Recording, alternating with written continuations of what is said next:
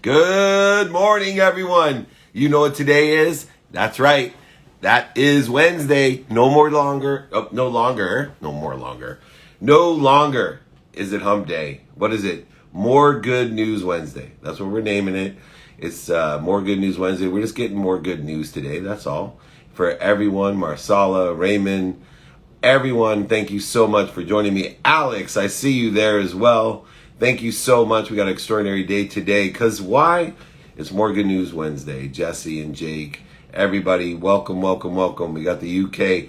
Go ahead, put in there where you are from. I haven't done that in a while. I'll pin up here if you need anything from me. I'll pin my email and phone number. Text community 949-298-2905. David@dmeltzer.com. That includes downloading the podcast, the playbook, sharing it and liking it. It includes getting my book for free, my guides, my exercises for free, training for free. It's time management training this week. All of my trainings are featured on Spotify. There's a playlist of all the trainings, all the different things that you can do. 2-minute drill, if you want to try out for that. David@dmeltzer.com. Chicago's in the house. Good morning in California early. PH, good to see you as well. Good news. It's Green Bay, Wisconsin. Go Pack. D. Flores as well. Welcome. Diamond Bar, Jeffrey, good to see you. All right, let's take some questions. Here we go. Oh, they're loading in there fast. Advice for someone who wants to start speaking. I imagine you're talking about public speaking because I don't have the capability to help people who are incapable of speaking, but I would assume you're talking about public speaking. I would say the first step in advice that I can give you is to learn your lessons and stories and practice telling them. So create a repository of lessons and stories. Practice teaching those stories teaching those lessons by telling the best stories. Woo! All right. More Good News Cash. Welcome as well. And anyone that wants help with speaking, go ahead. David@dmeltzer.com. Reach out to me. I'm there for you. Best way to work on assertiveness. So when we're working on something, number one, the best way is to be consistent with it in minimum amount of time every day, practicing assertiveness. And assertiveness is having clarity, balance, and focus on what you want. So I would start with taking inventory of your values. Every day, personal, experiential, giving and receiving values. If you take inventory of those, you will be clear on what you want, and then you can balance those, a weighted balance within the values that you have, and then also give you the clarity that will give you the confidence. All that assertiveness is confidence that you can articulate the quantifiable value that you're asking for is greater than that you're offering is greater than what you're asking for. If we can articulate, communicate that the quantitative value of what we are going to provide is greater than what we're asking for, there will be no resistance. And you will start realizing that it's already done. It's just a matter of creating that confidence, that flow to clear the interference between you and that which is already done. That simple. Sounds simple, at least. It just takes practice. All right.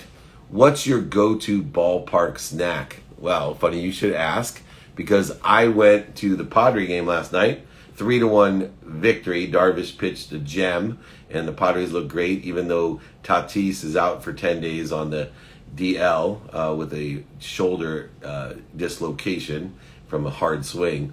But they look phenomenal with the 3-1 victory. And my favorite snack, I would have to tell you, it's Everbowl. Right there in the stadium. I had a beautiful acai bowl, healthy. I think they called it the RBI, and it was a 3-layer acai bowl with all types of nutrients in it. And that's what I had for dinner, actually, even more than a snack. All right, Everbowl, the RBI bowl, and the Padres looking good there. Let's get some more questions. Oh, going. Actually, I have time. Let's see if my friend's here. Ryan, where are you? Let's see here. D. Flores is there. Is Ryan here? Guys, let me find him. I want to bring up my friend Ryan. Anybody that wants to go live, let me know. It's More Good News Wednesday, so I'll let you go live as long as you got more good news for me. What is that good news? Where are we at? Looking for my friends here. There we go. Hello, Ryan. I see you there, my friend. Here we go. Oh, Ryan, you need to upgrade your his IG because it's not going to let me go public. So go ahead, log out, and re-upload. You got to update your IG, or else it's not going to let me go live with you. We've had this problem the last couple weeks, so please make sure that Ryan's on that. Let me answer another question while I bring Ryan back on. Here we go. Getting to here. How was the Padre game? Did Miles have fun? Yes, we had a really great time, and it was beautiful night, great weather, great stadium. If you haven't been to Petco, I suggest you go. And I think we're at 25% capacity. They're now going to allow 33 or 30% capacity now as things are moving to a safer level here in California. So go out, enjoy a ball game, wear your mask. Everybody was really respectful of each other, and it was a wonderful, wonderful. Any marriage advice?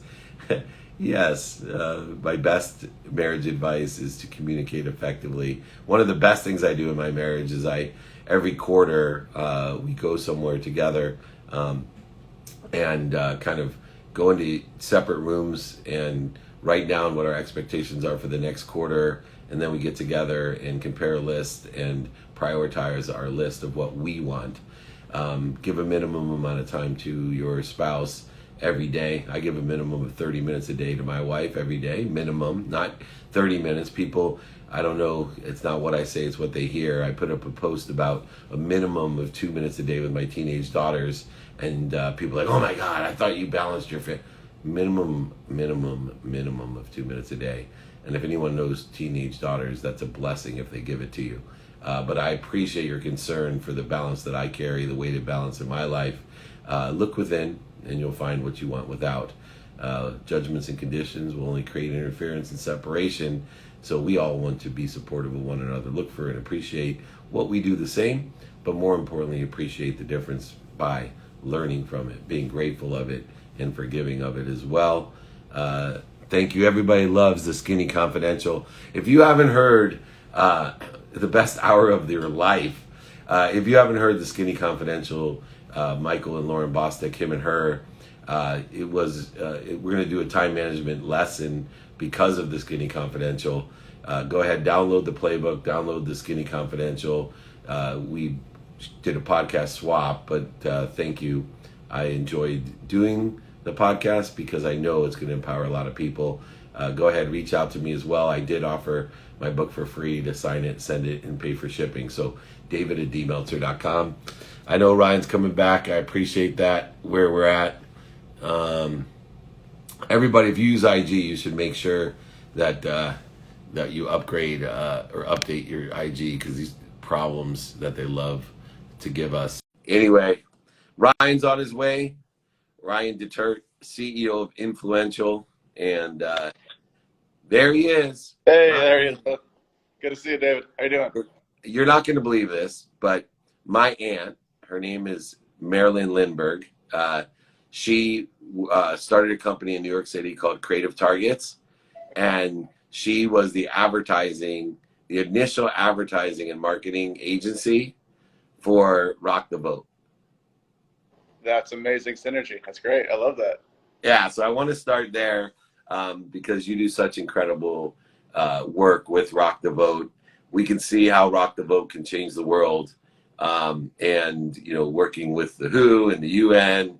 But let's start with Rock the Vote. What is your involvement, and how important is Rock the Vote? Am I over-exaggerating, overselling the importance of Rock the Vote? Honestly, it's we've done a lot of great things in my career and with a company Influential. We work with the biggest Fortune 500 brands in the world. We're $100 million plus in revenue. Always really exciting things. The best things I've ever felt good about in my life have been with Rock the Vote, with WHO, CDC. For Rock the Vote, we were fortunate enough to be able to partner with them last year for the Democracy Summer. That was the big event, if you guys saw, in June, July, with Katy Perry, with Black Eyed Peas. We had hundreds of influencers go live to basically say, everyone, please register to vote. Over 4 million people registered to vote. Now, I don't know if that changed the election, but hopefully it put it in the right direction. Personally, the most important thing for us, whether you're conservative or you're liberal, the idea of having a voice is the most important piece for anything, whether it's underserved communities, whether it's millennials, whether it's first-time voters, and Rock the Vote's an amazing organization. And yeah, it was a highlight of my career and highlight of our company. Yeah, I'm a big proponent of getting out and voting no matter who you're going to vote for. And I think that's just, to me, the commitment and accountability that we have to our own company is to voice who and what we want. And this company is made for the differentiators. And we need to appreciate the fact that different people want different things. And I think Rock the Vote does a tremendous job of that. It's not political, it's actionary. And for me, apathy is something that we have to truly fight worse than anything else. Is look, voice yourself. Take my whole philosophy in life is pay attention to and give intention to the coincidences you want. And voting for what you want is, in a mindset construct, something that I talk to too many people by not voting, right? By using apathy, they're voting for what they don't want, for what other people think, or for what's missing in their lives. And they get more of what other people want, what's missing, or what they don't want. So Rock the Vote does that. Now, what are you doing with the World Health Organization? I know my notes didn't indicate it was the World Health Organization, so I said the WHO. I'm like, oh, this is going to be cool. He has Rock the Vote and the WHO. When I got my research team, they don't realize how you could equate the two, and they're like, what an idiot. The WHO. No, the World. And then when I said the UN, I'm like, oh, shoot, I figured that out quickly. Anyway, really interested in what you're doing with the World Health Organization, because obviously we've made a major shift back and forth from our support of it. And I think we have known, as the whole world is questioning its own human existence, how important it is to have a World Health Organization. So I'm a fan of the WHO, the rock band as well. But yes, the WHO Health Organization. We partnered with the UN 5 years ago, and the UN, the WHO is under the UN. So we've been a part of it forever. Literally back 5 years ago, we did a activation called Forgive for Peace, which is a World Peace Day activation with about 5 major influencers. Did a whole World AIDS Day as well, 4 or 5 years ago. And that led to our partnership with them. WHO obviously became top of mind with the pandemic. Right as March hit off, as soon as basically the moment Tom Hanks got sick, the world obviously was very, very aware this is a real thing. And we spent the first month getting about 50 influencers to drive to their, their funding site, to their all messaging around wash your hands, distancing, all the early days of the pandemic messaging. So that was a great initial kind of push, and influencers gave them their time, their audience, they gave their money. So it was great to see that our network of 3 million plus people, jumped in and provided help. And then in November, and since November, it's been the vaccine. So shots in arms, the CDC, everybody is trying to obviously fight this pandemic.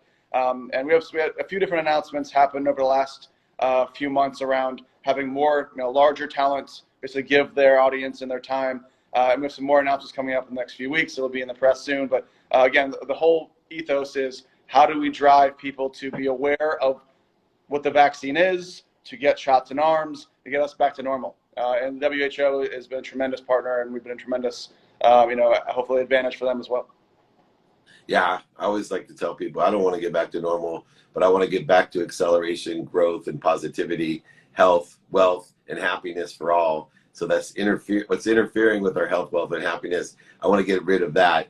But we've learned throughout history that the only thing that is certain is change, and somehow we've changed our mindset over history that stability is something that's good.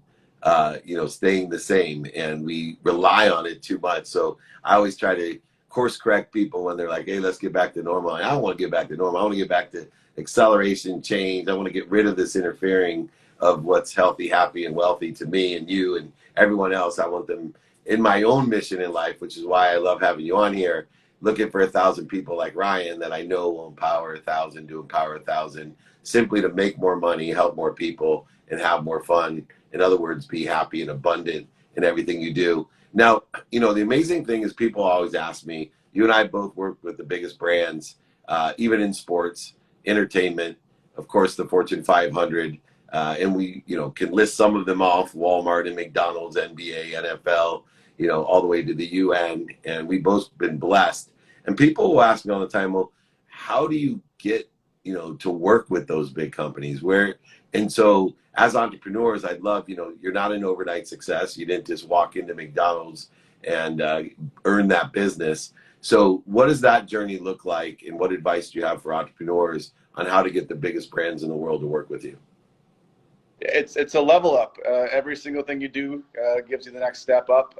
10 years ago, actually almost 11 years ago, I was an influencer myself. I had 30 million followers on Twitter and Instagram. As you can tell by my follow count, it's not me. No one knows my face. I'm not a TikTok star. I built what are called niche accounts. So for example, I still own to this day on Twitter @travel, @fashion and style, kind of like the .coms, but on Twitter and Instagram, and realized very quickly in order to monetize this and get the dollars from these big brands, you had to provide them brand safety, consistency, media, measurement. And I basically was like the oldest person in my friend group that had large followers. And I basically learned step by step, how do I gain the trust of these different agencies and brands? And, fast forward several years, we became partners with IBM Watson, the AI company that gave us additional credibility and gave us technology no one else in the world had. We got case studies and just basically keep leveling up until now we have the biggest brands in the world, and they all spend 7 and 8 figures with us because they know we're going to deliver and we're going to provide them something no one else can. Yeah, you're my classic example of segmentation and acceleration. Over $100 million in revenue, and you're able to do it over these 11 years. But it took you about 90% of those years to get to 25% of the way there, and then it just doubles and doubles. And I keep trying to teach people what compound interest means beyond just finance, but with consistent and persistent behavior, the more that we seek the light, the love, and the lessons like you, and the more we seek to help other people. So this was never an objective for me or a to me. It's a through me business, and you've been extraordinary at doing that, allowing everything to come through you for the betterment of the entire world. Definitely one of the Meltzer 1000, definitely an icon and someone to be looked up to. Where can people find you? I know you have influential.co. Is there anywhere else? I know you have like 1 million Twitter accounts, but your face isn't on it. Is there anywhere else people could reach out to you? Yeah, Ryan Dienert on Instagram if you want, and also my LinkedIn. I'm also on Clubhouse, so if you want to go on Clubhouse, I'm there. We do a bunch of events there. So yeah, please reach out. Love to connect with people, and if there's any ways for work together, I'm all about partnerships. Me too, my friend. Let's join on Clubhouse as well. I do the Breakfast of Champions on Friday morning at 6 a.m. Pacific, and lunch for champions on Wednesday. And I got to Ask Me Anything on Monday. So I'd love to swap with you and join each other and talk a little bit more about abundance, if that's cool. Let's do it. Thank you, sir. I appreciate it. Appreciate you, Ryan. Keep up the good work. Thank you. Appreciate it. Awesome. You know what? Not every influencer is a TikTok star. Some are trying to change the world, and Ryan's one of them. So make sure you check him out. He's amazing. Influential.co. Incredible entrepreneur. Once again, proving acceleration, growth, compound interest, the rule of 72, faith like gravity states. That's Einstein's rule of 72. 1% better every day will double its outcome in the segmentation of 72. 2% would be 36, 3 would be 18, and so on and so forth.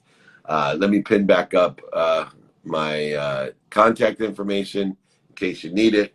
David@dmeltzer.com. Feel free to reach out to me for anything directly, and my text number is 949-298-2905. All right, I am looking for the Olympic gold medalist, a friend of mine, the incredible Jeffrey Henderson. Are you here? Let me take a quick question and see if Jeffrey, oh no, he's here. I'm going to bang him in real quick here. All right. There's nothing like the best in the world, and I brought him here on my IG Live. The best in the world at the long jump. There he is, my gold medalist friend. How are you? That's right, Dan. I did it. I don't have my gold medal with me, David, today. I forgot that at home. That's okay. I've had so many different friends of mine with gold medals, and I remember the first time I got to wear one, and I couldn't imagine earning one. So. Me either. Hey, I got to ask you, did the Padres win last night? That's my big burning question. Yes, they did. I'm a huge Padre fan. 3-1. Darvish got the win. And in the bottom of the 7th, we went. It was 1-1 the whole game, and we won. So it was awesome. Well, I'm in Atlanta, and we're still winless this season. We're 0-4. Unbelievable. I'm the goodwill ambassador to Curacao. Curacao has the most MLB players per Wow. capita, and Ozzy Albies is one of my good friends there in Atlanta. He's an incredible talent. And then Profar plays for us, like left fielder, and he's an extraordinary person like you. He actually was the highest paid first pick in the draft for the Texas Rangers at 16, and from Curacao, and he was the pitcher in the Little League World Series. Curacao made the Little League World Series when he was 11 and won. He was the pitcher at 11. They made the World Series at 12 again. He pitched and they lost. And so the pretty good resume. He told the Rangers, "I'll be drafted, but I'm not going to pitch because pitchers don't play every day. And I love the game of baseball. I want to play every day." That's So awesome. he's an outfielder batting .333 for the Padres now, and I couldn't have anything better. Anyway, I want to talk about your book. Know What You're For, a growth strategy for work and an even better strategy for life. I have a feeling, this growth strategy has to do with what you've learned by being the best in the world and what mindset, heart set, and behaviors are necessary in order to accommodate that growth. Let's get a little bit into that strategy. How has your experience of being the world's best long jumper affected or infected this idea and strategy that you have? Well, David, that's funny. There's actually a Jeff Henderson that did win the long jump. I wish I could tell you that was me. Oh, no. Yeah, yeah. But I played. You should see the face of my staff right now. They're on fire with the research that they do, and this is incredible. That's okay. But do I got the book right at least? You got the book right. I can't wait to tell my kids this, though. They're going to love this because they're always there's looking for David Meltzer out there, and I went through a whole Sirius XM Super Bowl interview like around the world, and they thought I was the other Dave Meltzer. So well, there's another Jeff Henderson that's an incredible chef. So you've got probably the third one, unfortunately for you. But I do have something. This is beautiful. I want to talk about what you do. So I do think I have something for your audience, though, because I know everybody's wanting to grow themselves and their business. And so I spent a number of years in the business world, a number of years in the nonprofit world, and been able to be on the front lines of explosive growth. I worked in the marketing department at Chick-fil-A, which is a $13 billion organization, then launched 3 nonprofits in the Atlanta area. And a mentor of mine said, "Hey, if you could tell the rest of us how to grow our organizations, what would you do?" And it really came down to 2 questions. And those are the questions that the book is all about. And it's really question number 1, what do you want to be known for? At the end of the day, what's your unique niche? What do you want to be known for? As Steve Jobs would say, what is your dent in the universe? So what do you bring uniquely to the marketplace? That's question number 1. And while that seems like an easy question, it's not easy, but it's a simple question. But when I go work with organizations, David, and ask them, "Hey, what do you want to be known for?" I'm at the John Maxwell offices today, by the way. So I'm at this little, awesome. So this is their leadership team room. So I would come into a leadership team room like this and say, "Hey, I don't want you to tell me out loud what this organization wants to be known for. I want you to write it down on a piece of paper and then hand it in." So people hand it in, and then I'll read the questions, David, or read the answers rather. And it's amazing how many times in an organization, people aren't clear about what we want to be known for. And if there's confusion in the office space, there's confusion in the marketplace about that. So what does your business want to be known for? And it can't be known for 25 things. It probably is just going to be known for 1 or 2 things. And then secondly, the second question is, what are you known for? What are you known for? And that's your question to influence, but it's not yours to answer. It's your customer's response back to you. And here's the power of those 2 questions, David, for you and your community. When the answers to these 2 questions match, when what you want to be known for is what you're known for, then you harness the greatest form of advertising the world will ever know. And that's positive word of mouth advertising. Because, and you know this, David, you're the expert at this, but a business is no longer what it tells customers it is. A business is what customers tell other customers it is. That's the ball game. That's the ball game. And so that's what the book is about. How do you shrink the gap between those 2 questions? If you're not sure what you want to be known for, we're not going to ever know it. But if you are clear, then how are you delivering on that to your customers so that they can become vision carriers for you? Because the more vision carriers you have for your business, the more vision casters you have for your business. And that's what I've just kind of experienced both in the business and in the nonprofit world. You know, what's so funny is, to that point, last night sitting at the Padre game, you know, I love looking at, you know, how to market professional teams and, you know, talk about a customer base, viral customer base in sports. And a lot of owners, I feel, are detached from what, you know, they're known for and what they want to be known for. Right. And, you know, they find people for doing things that could just accelerate. You know, I talked about partnering. You know, one of the things that I suggest to the Padres is partner with all the hospitals in the birthing units and provide, you know, the blankets that they have. They should be Padre blankets and a Padre outfit for the babies. Absolutely. And, right. Absolutely. And or send every 6-year-old, this was a Gary Vee advice, right? Send every 6-year-old, you know, a Tatis jersey in your city, and you are communicating effectively what you want to be known for. But even moreover is interesting, you know, Machado, who's for those that aren't big sports fans, you know, he's the $300 million man for the Padres, extraordinary talent. Sure. He throws every ball that comes to him that's dead, you know, every dead ball that he gets, he flips up to the crowd. And my son's like, does he get fined for that? Or, you know, like, and I'm thinking, fined? I would bonus my guys for throwing balls to the crowd and giving away everything that they have, because every single person that catches it not only catches it for them, but they create a desire of everyone around them on the scoreboard. They go home and tell everybody, you know, about how great Machado is. Meanwhile, I think Machado went 0-for-3 last night. I'm not really sure. And he fell on his butt. So he's like a low light making fun of him on ESPN. But meanwhile, that means nothing, like you said, right? What actually occurred, because he gave so many balls away, I promise you that he has favorite fans now that are telling everyone in San Diego what an amazing person, you know, Machado is. Even though he went 0-for-3 and really didn't win the game for him, he got the most out of it.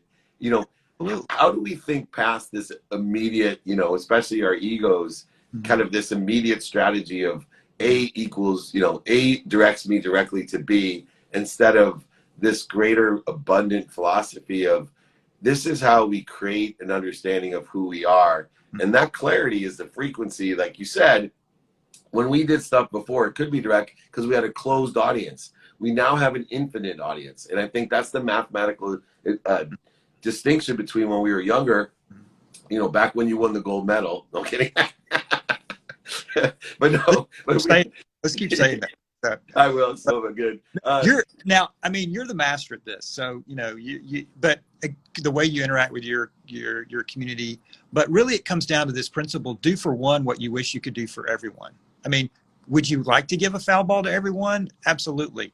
But what happens is over time, those ones multiply, and they tell people about the time they went to the Padres game and they got, or in your case, David, if they come home with a Padres blanket. You know that you probably know the story of what the Pirates did last year during the season when there was a foul ball hitting the stands and somebody had it landed in a season ticket holder's chair, and they mailed the ball to the season ticket holder to say, you would have gotten this, but thanks for being a season ticket holder anyway. Well, that went viral. So you think, do for one, how can you do this for everybody? You can't scale it. And I'm all for scale, because don't forget, even though in addition to my gold medal, I worked for 2 thriving organizations that scaled. But here's my point. Never drive the humanity out of the business. Never drive the humanity out of the business. So the fact that you're giving us your email address or text David at this number, you can't do this for everybody, David, but you're not allowing scale to drive out the humanity of the business. It's not an either or. And so when you reach a certain level of growth, I think organizations and entrepreneurs kind of give up and they think, I can't be for everybody. Well, you can do this once at a time. Do for one what you wish you could do for everyone. And the other thing that helps, David, is it keeps the reality of the business in front of you, because you're actually talking to real people and real customers. And when you talk to real people and real customers, instead of looking at data, although I'm all for data, I'm not saying not do data, but when you're talking to real people, you're able to understand the problems. And if your business isn't solving a problem for people, then you're going to get outdated and irrelevant really fast.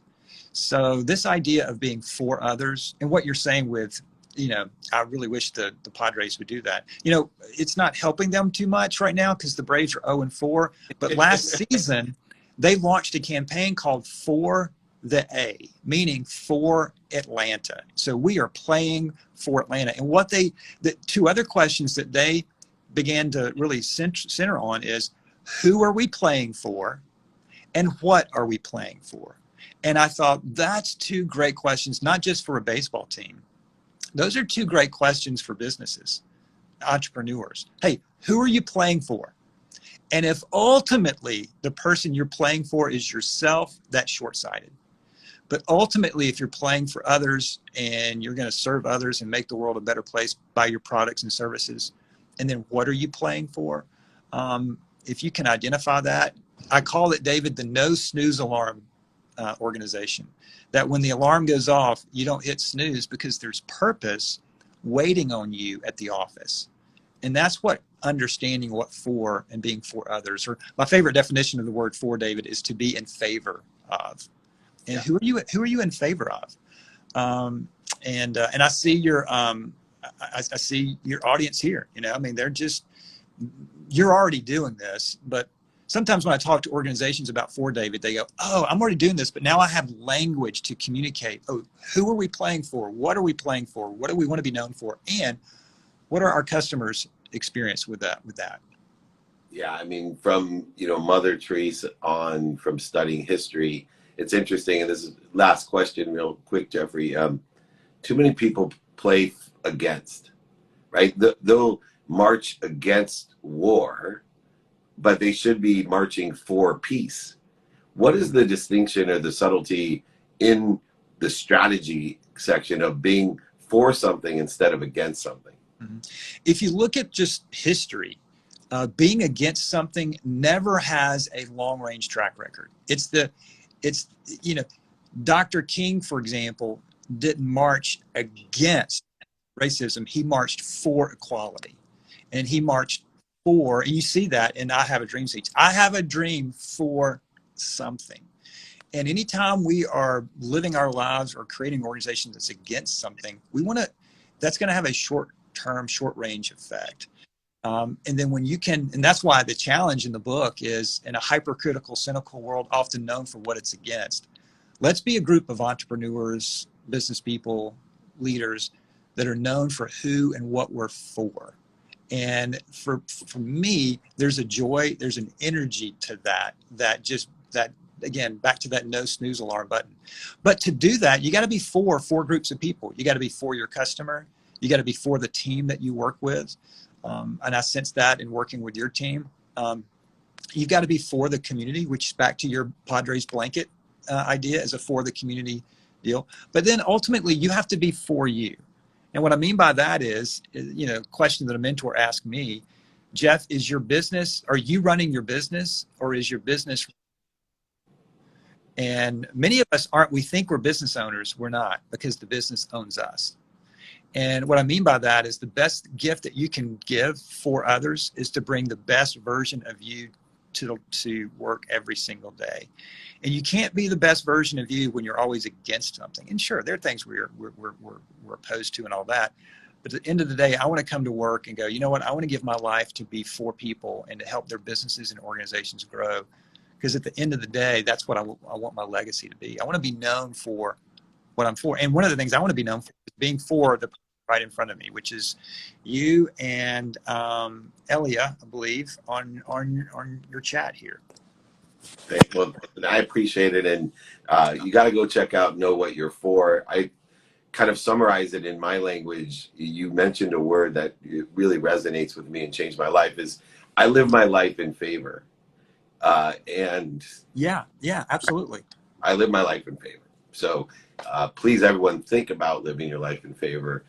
It allows you to love where you're at, love yourself. You're exactly where you're supposed to be. Do everything you can, as you talk about, growth strategies for work and life. Do everything you can to angle to what you want by learning the lessons of moving and adjusting. But most importantly, have the faith to live in favor, that you'll end up somewhere better, and know what you're for. And those will be for you as well when you know what you're for and can communicate what you're for. other people will be for you. Jeffrey, thank you so much. Thank you for allowing me to illuminate my humility of not being perfect. And you deserve a gold medal. You deserve a gold medal in my book. And I can't wait to catch the Padres Braves game with you. Let's do that. Let's do that. Hey, if the only thing I ask, David, if you can cheer for the Braves tonight, we need a win. So, I'm so lucky that I'm bringing 73-degree weather to Syracuse today. I'm going to speak with Gary Vee tomorrow. Okay. And if I can bring 73-degree perfect weather to Syracuse at this time of year, I can bring a win tonight to the Atlanta Braves. True. All right. Thanks, buddy.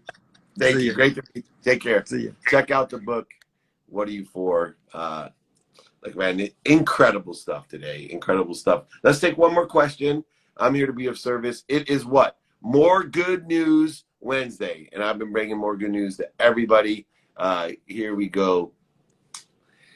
Are you willing to invest with the esports team? I already have. I'm one of the founding investors of Overactive Media, the Toronto franchise, the 4 biggest licenses in the world. We're building a $500 million arena in Toronto. So check it out if you want any advice, knowing your timing and risk tolerance on esports, fastest growing sports in the world, david@dmeltzer.com. Anything you want, books, guides, exercises, training. Download the playbook. It has all this stuff on there. It's on every platform, Spotify, Google, iTunes, doesn't matter. Check it out, the playbook. Share it with your friends. That's what I'm for. I'm for you. Live your life in favor. Want to thank both of my special guests, Jeff Henderson, the non-gold medalist, and Ryan Dietert. Good to see both of you. Remember, everyone, be kind to your future self and do good deeds. We'll see you tomorrow.